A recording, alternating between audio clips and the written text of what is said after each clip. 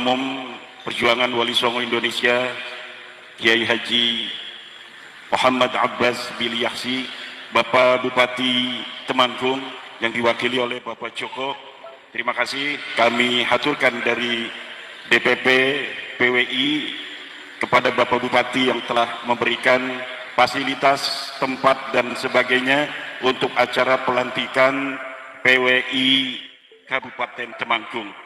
Juga kepada Bapak Dandim, Bapak Kapolres, para kesepuhan PWI LS Kabupaten Temanggung, Ketua Kiai Zainuddin, Panglima Laskar, Komandan Angka, juga Gus Nanang, dan Kiai Wafa dan para kiai-kiai undangan dari PWNU, dari PCNU Temanggung, dari PW Muhammadiyah, dan organisasi-organisasi lainnya. Dengan singkat, karena ini sudah terlampau siang, bahwa selain Mbak Alwi, ada ancaman dunia ini tentang peradaban kemanusiaan yang menurut Albert Einstein, apabila terjadi perang dunia ketiga, maka manusia akan kembali ke zaman batu. Pada perang dunia kedua, di 15 Agustus Nagasaki Hiroshima dibom atom oleh Amerika, Albert Einstein sebagai orang yang menemukan teori relativitas di mana bom atom itu dirakit berdasarkan teori Albert Einstein, itu beliau sangat menyesali dapat menemukan teori relativitas yang menjadi dasar teori daripada pembikinan bom atom atau bom nuklir. Pada suatu hari, Pak Joko, Albert Einstein ditanya oleh temannya, Albert, kira-kira senjata apa yang akan dilakukan atau yang akan digunakan oleh manusia pada perang dunia ketiga? Albert Einstein itu diam sambil menggeleng-gelengkan kepala, lalu kata Albert Einstein, saya tidak tahu senjata apa yang akan digunakan oleh manusia pada saat perang ketiga, tetapi saya tahu apa yang digunakan oleh manusia pada saat perang dunia keempat, yaitu tongkat dan batu. Artinya apa?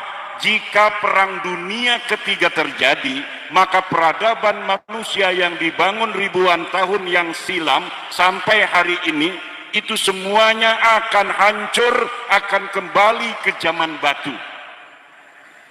Internet hancur, HP hancur, data Google hilang, pistol hilang, karena manusianya sudah mati semua. Yang tinggal hanya mereka yang ada di goa-goa, yang sampai saat ini masih hidup dalam peradabannya. Mereka yang akan selamat. Sementara yang di ibu kota, apalagi yang ada di gedung bupati semacam Pak Joko, ini kalau nuklir datang udah duluan, karena pasti jadi target dalam perang dunia ketiga. Maka manusia semuanya mati. Yang ada mereka-mereka yang ada di goa, orang Baduy, orang-orang yang pedalaman, yang tidak mau ikut campur dalam urusan duniawi, mereka yang akan hidup. Maka nanti perang dunia keempat, merekalah peradabannya yang akan menentukan dengan tongkat dan batu kembali. Apa yang ingin saya katakan? Bahwa dunia hari ini ada yang hilang, yaitu adalah al-insaniyah, kemanusiaan, humanitarian. Satu negara ingin terlihat nampak lebih hebat dari negara lainnya, ingin menguasai negara lainnya. Mereka lupa kalau satu manusia dengan manusia lainnya itu bersaudara. Yang ada hanyalah persaingan teknologi, yang ada adalah persaingan ekonomi, politik dan lain sebagainya. Padahal semua manusia kulluhum min Adam wa Adam min turab, bahwa mereka semuanya itu adalah satu saudara dari Nabi Adam, dan Nabi Adam itu semuanya dari debu. Ini yang dilupakan. Makanya kata seorang pakar Islam, al-insaniyah qabla tadayyun. Kita harus menomorsatukan kemanusiaan sebelum agama. Kadang-kadang agama menimbulkan konflik antara satu agama dengan agama lainnya, bahkan antara pemahaman satu agama di dalam satu agama itu kadang-kadang ada konflik. Maka konsep kita di dalam memandang peradaban yang akan datang, al-insaniyah, kemanusiaan, humanitarian harus didahulukan, kasih sayang. Rasulullah SAW dari hadis yang diriwayatkan oleh At-Tirmidzi, diriwayatkan oleh sahabat Abdullah bin Amr, qala Rasulullah sallallahu alaihi wasallam, ar-rahimuna yarhamuhumur rahmanu irhamu man fil ardi yarhamkum man fis sama. Orang-orang yang kasih sayang akan disayang Tuhan. Sayangilah orang yang ada di bumi tanpa mengenal adat istiadat, suku, agama, kepercayaan, ekonomi. Yarhamkum man fis sama, maka Allah akan menyayangi kalian. Ini hadis namanya dikenal oleh ahli hadis dengan al-hadisul musalsal bil awwaliyah. Jadi ini hadis musalsal yang dari Rasulullah kemudian diberikan kepada Abdullah bin Amr, huwa awwalu hadisin sami'ahu min Rasulillah. Awal hadis yang diterima Abdullah bin Amr dari Rasulullah adalah hadis rahmah. Kemudian ke muridnya, sampai ke Ibnu Uyainah, sampai ke guru saya, itu semuanya menerima hadis pertama itu hadis musalsal bil awaliyah ini. Apa itu hadis musalsal? Hadis yang diriwayatkan rab'ul hadisi ala halatin wahidah, menyambungkan sanad hadis sampai Rasulullah ala halatin wahidah, dengan satu keadaan, yaitu keadaannya adalah semuanya diawali dengan kalimat hada awwalu hadisin sami'tuhu minhu. Saya mendapat hadis musalsal ini dari guru saya, Syekh Zainal Muttaqin Al-Bantani. Dia mengatakan qala syaikhi summa dzakara hadzal haditsa summa qala wa hada awwalu hadisin sami'tuhu minhu. Dia mendapatkan dari gurunya Syekh Yasin Al-Padani. Syekh Yasin Al-Padani juga mengatakan hadza awwalu hadisin sami'tuhu min syaikhi.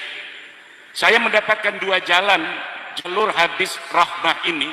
Yang pertama tadi dari Syekh Zainal Muttaqin Al-Bantani, yang kedua dari Syekh Muhammad bin Ibrahim bin Abdul Ba'is Al-Kattani dari Iskandaria, Mesir. Saya bertemu dengan beliau mengijazahkan hadis musalsal ini kepada saya. Dia mengatakan wa ada awwalu hadisin sami'tuhu min Syekh Abdul Hayy Al-Kattani wa huwa yaqulu hada awwalu hadisin sami'tuhu min Syekh Ahmad Al-Ghumari ila Rasulullah Muhammad sallallahu alaihi wasallam.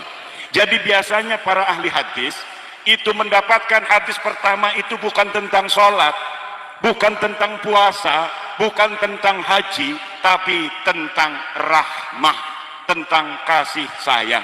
Apa artinya? Kita disuruh untuk saling menyayangi semua orang, termasuk PWI dibentuk ini adalah karena rahmah, karena cinta, karena kasih sayang kepada manusia yang dijadikan budak oleh manusia lainnya, yang bertentangan bukan hanya dengan insaniyah fil Islam, tetapi juga bertentangan dengan Pancasila, sila kedua, kemanusiaan yang adil dan beradab. Apa artinya kemanusiaan yang adil dan beradab ini, Gus Nanang? Artinya semua manusia harus kita pandang sama, dengan kehormatan yang sama, dengan kemuliaan yang sama. Yang beradab semuanya harus dimuliakan. Tidak boleh karena dia hanya seorang tukang es teh, kemudian orang yang banyak duitnya merasa lebih mulia dari seorang yang berdagang es teh. Betul apa tidak? Itu bukan ajaran Wali Songo. Ajaran Wali Songo berdasarkan cinta. Betul apa yang dikatakan oleh Gus Abbas tadi, bahwa kita dijajah ratusan tahun, tapi ketika penjajah itu hilang, Islam dan budaya Indonesia ini tidak hilang. Kenapa? Karena Islam dan budaya Indonesia, budaya Nusantaranya menyatu. Bahkan bahasa Belanda saja itu tidak menjadi bahasa mayoritas, kata-katanya diserap oleh bangsa Indonesia. Hanya beberapa kata dari bahasa Belanda yang tersisa. Anduk itu bahasa Belanda, ordeng itu saja. Tetapi coba lihat di Malaysia, ketika Malaysia dijajah oleh Inggris, bahasa Melayu sekarang tidak mempunyai jati diri. Kenapa? Karena bahasa Melayunya 3 kata, bahasa Inggrisnya 6 kata. Tetapi Indonesia dijajah oleh Belanda, bahasa Melayu masih bisa kena oleh bahasa Belanda. Tapi bahasa Jawa sama sekali tidak bisa diinfiltrasi oleh bahasa Belanda. Bahasa Sunda tidak bisa dimasuki oleh suku kata bahasa Belanda. Bahasa Aceh, bahasa Madura, bahasa Lombok, semuanya punya bahasa daerah, dan bahasanya mereka semua tidak bisa dikalahkan oleh bahasa penjajah. Wali Songo menyebarkan agama Islam bukan hanya dengan otak, bukan hanya dengan tenaga, tapi juga dengan basirah, dengan mata hati. Seakan-akan para leluhur kita itu, Wali Songo itu, mengetahui bahwa jika syariah lebih dikedepankan di dalam bagaimana menyebarkan Islam, maka kekuatannya akan hanya di permukaan saja, hanya artifisial ansih. Tetapi cara Wali Songo itu menyebarkan agama Islam di Jawa, di Sumatera, di Kalimantan, di Sulawesi, di Bali, di Lombok, di Papua, juga menyentuh aspek-aspek tradisi, aspek-aspek budaya. Bukan hanya membangun agama, tetapi juga membangun budaya. Inilah kekhawatiran perjuangan Wali Songo Indonesia. Ada hari ini bukan ajaran Wali Songo mendominasi mimbar-mimbar Wali Songo, mimbar-mimbar Rasulullah. Kemudian mengajarkan Islam sebagaimana Islam yang mereka kenal tanpa cita rasa budaya sama sekali. Kalau tidak bid'ah, haram. Ada juga yang menyebarkan agama Islam, ada juga yang menyebarkan agama Islam hari ini dengan ajaran-ajaran kastanisasi. Seakan-akan di dalam Islam itu ada kasta. Padahal Rasulullah telah mengatakan la fadla li arabiyyin ala ajamiyyin wala li ajamiyyin ala arabiyyin wala li abyadha ala aswada wala li aswada ala abyadha illa bittaqwa. Tidak ada keunggulan orang Arab di atas orang Ajam, tidak ada orang kulit putih kepada mereka yang berkulit hitam, atau yang berkulit hitam di atas yang berkulit putih, illa bittaqwa, inna akramakum indallahi atqakum, sesungguhnya yang paling mulia di sisi Allah adalah orang yang paling bertakwa. Maka PWI hadir itu. Kalau menyombongkan, ya kita lebih baik dari orang yang hari ini merasa hebat. Dari apanya saja? Dari leluhur. Leluhur kita jelas. Kerajaan Salakandagara jelas. Kerajaan Banten jelas. Kerajaan Pajajaran jelas. Orangnya ada, sejarahnya ada, batu bertulisnya ada. Kerajaan Singosari jelas. Kerajaannya semuanya jelas, terdata, ada. Nggak ada bukti fisik di zamannya yang dapat membuktikan keberadaan mereka, fisik di zamannya yang dapat membuktikan keberadaan mereka. Nasab sejarah mereka ditulis 550 tahun setelahnya, kemudian dijajakan kepada kita untuk mempercayainya, dan dengan itu mereka merasa lebih tinggi dari kita. Ini masalahnya. Siapa leluhur mereka yang ikut berdarah-darah dalam perjuangan merebut kemerdekaan sebelum menyebarkan agama Islam? Kok tidak menyebarkan agama Islam, kemudian bikin-bikin makam palsu, yang seakan-akan makam palsu ini yang menyebarkan agama Islam di Temanggung? Nggak bisa, Kiai Jainuddin. Kalau ada makam-makam palsu begitu, tolong lapor sama RT, walaupun ketua kabupaten lapor sama RT. Jangan kayak Madiun, gagah perkasa, main hajar saja. Akhirnya dilaporin itu saudara-saudara kita di Madiun. Lapor sama RT, lapor sama RW, lapor sama Kapolsek, lapor sama Danramil, Babinsa, bikin berita acara dengan tokoh-tokoh bahwa ini betul Berdasarkan saksi-saksi tidak ada makam seperti ini. Tidak ada orang dulu di kampung ini bernama Habib Anu bin Yahya. Maka kemudian baru ada berita acaranya, bareng-bareng, jangan ketua PWI dulu, dimohon Kapolsek dulu yang mantek. Silahkan demi kehormatan Bapak Kapolsek untuk memantek terlebih dahulu.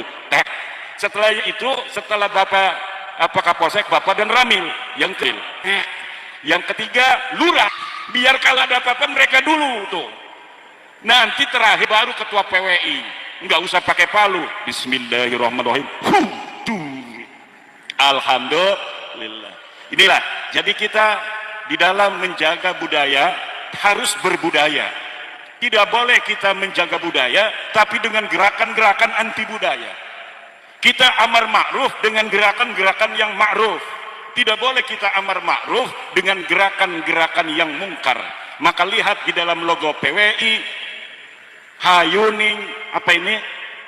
Memayu hayuning buana ambrasta dur angkara. Apa artinya? Amar ma'ruf nahi mungkar. Memayu hayuning buana. Kita memperindah dunia yang memang sudah indah. Dunia ini sudah indah. PWI hadir untuk lebih memperindahnya. Ambrasta durhangkara, tetapi apabila ada kemungkaran, ketidakadilan, pembelokan sejarah, PWI harus hadir di sana demi anak cucu kita. Dan yang perlu diingat oleh PWI, Kiai Nanang, Kiai Zainuddin, bahwa PWI lihat di anggaran dasarnya. Jangan kita bergerak tanpa tahu anggaran dasar.